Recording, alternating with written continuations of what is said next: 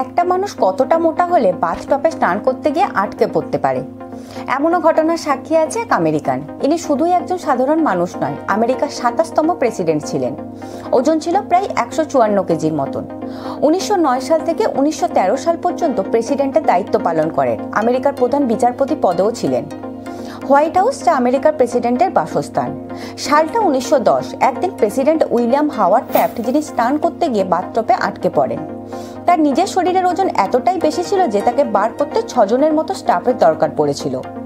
এই ঘটনার পর হোয়াইট হাউসে বিশাল আকারের মতো একটা বাথটব লাগানো হয়, প্রায় 7 ফুট লম্বা, 41 ইঞ্চি চওড়া, যাতে 4 জন মানুষ একসাথে স্নান করতে পারে। সেই সময় প্রেসিডেন্ট থাকায় মিডিয়া, খবরের কাগজ কেউই এই খবর ছাপেনি।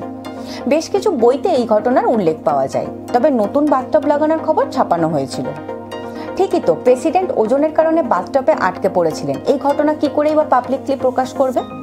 শুনতে হাস্যকর লাগলেও ওজন নিয়ে সচেতন হওয়াটা দরকার, না হলে এই ঘটনার পুনরাবৃত্তি হতেই বা কতক্ষণ।